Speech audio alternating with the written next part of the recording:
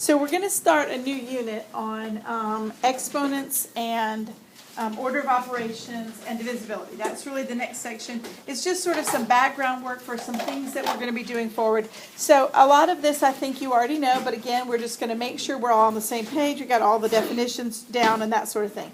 So on the front of your little doodle notes, you should see this.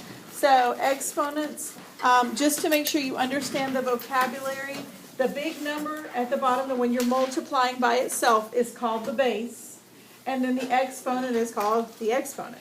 So just so you know, the big number is the base, the small number is the exponent. And the exponent is the one that tells you how many times to multiply the base by itself. So this statement here means 3 times itself 2 times. Okay? Occasionally people will multiply them together, and I'll be honest with you, occasionally I still do that. And I catch myself pretty quickly, but it's very common to look at this and go, oh, it's 3 times 2. But remember, it's not. It's 3 times 3 because it's 3 times itself 2 times. Really, all an exponent is a shortcut way of writing multiplication. You don't have to write it all out. So the exponent just tells you the shortcut. Okay? So let's real quickly go through this little section that's on the front of your page. We're just going to talk about these answers. So real quickly, the first part says rewrite as an exponent. So as you see that little bubble there, it says this is called expanded form. That's what this is. This is just writing it out the long way. So all this is asking us to do is to just rewrite this as an exponent instead of writing it out in expanded form or the long way. So the first one would be 3 to the what power? 3 to the third power, because there are 3 of them. How about the next one? 12 to the 4th. Yep, there are 4 12s, so 12 to the 4th. And then the last one, negative 5 to the third power. So negative 5 to the third power. Okay? That's it. So that's just writing it in shortcut. That's really all it is. Exponent is just a shortcut. Okay. Now, then, this next section says, what is the value? That means work it out. So let's do that really quickly. So number 4 says 9 squared. That means 9 times 9, which is 81. How about 7 to the third power? Anybody know that one? What is it? It is That's okay. It's a hard one to do in your head. What'd you get? 343. Good job. Did you do that in your head? Maybe. Maybe not. All right, 343. Yeah. So remember, it was 7 times 7, and then that's 49. 49 times 7. Very good. All right, now let's look at the next one. This one's a little bit trickier, so I'm going to work it out here on the board. So we have negative 4 squared. So we have negative 4 times negative 4. So if we have negative 4 times negative 4, first of all, remember when we multiply, we just ignore the signs to start with. So we have 4 times 4 is? 16. And since they agree, the answer is? Positive. So our answer is positive 16. Okay? Okay, let's do negative 5 to the third power. Same kind of idea. So we have negative 5 times negative 5 times negative 5. All I'm doing is writing it out the long way or in expanded form. It's the same thing, right? So we just do them 2 at a time. So let's start with this. Negative 5 times negative 5 is positive 25 times negative 5. 25 times 5 is 125. Good. A lot of you already know that. And since they disagree, our answer is going to be negative. So our answer is negative 125. Wait, it's not the... Now, let's see if we can make a generalization about how do we know with an exponent whether it's going to be positive or negative. I want you to think about that. Think about what we just did, and let's see if we can come up with a solution. So, here's what I want you to write at the bottom. What do you notice about them? If it is an even number for the exponent,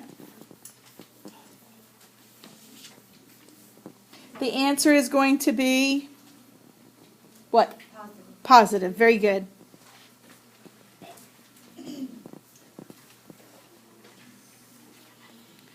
If it is an odd exponent, our answer is going to be negative.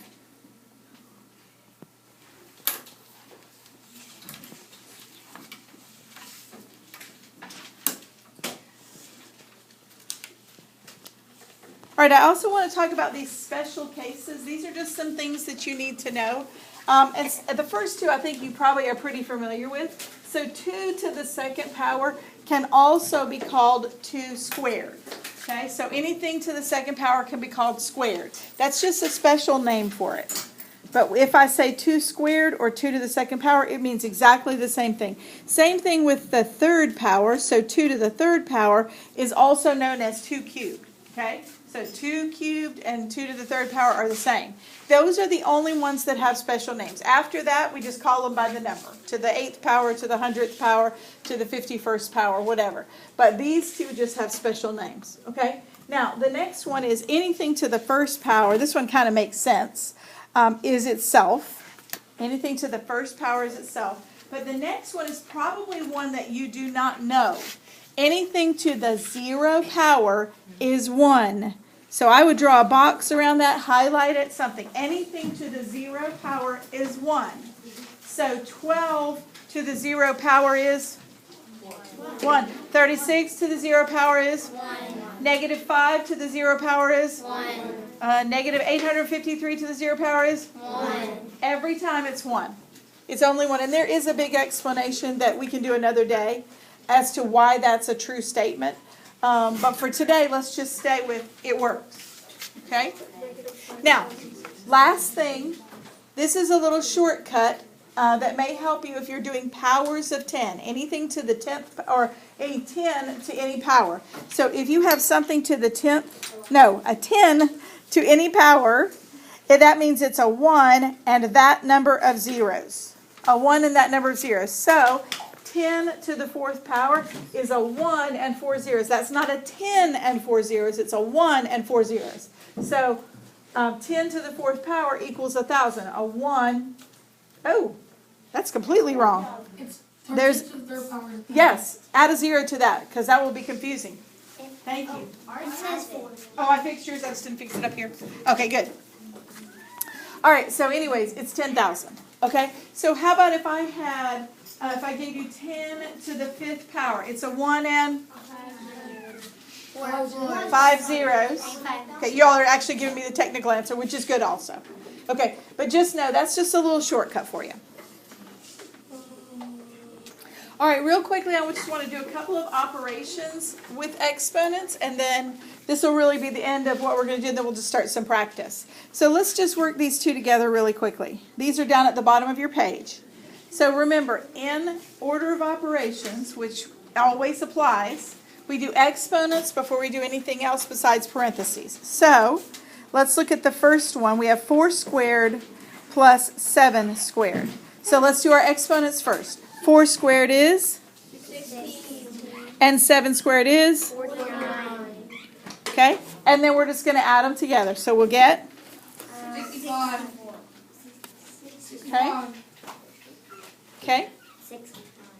Now let's look at the next one. This one is a little trickier because it has a negative number, but we can still do it just the same way. So we have negative 3 squared. So it's negative 3 times negative 3. So that gives us what answer? 9. Positive 9, right? Because it's an even exponent. Plus 4 squared is 16. 9 plus 16 is? 25. Very good. Okay, if you'll look on the next page, on the left-hand side, there's a column, and it has these 5 problems on it. Would you please work these 5 problems, the ones on the left? It's just on that little column. If you'll just do those real quickly, then we're going to talk about them.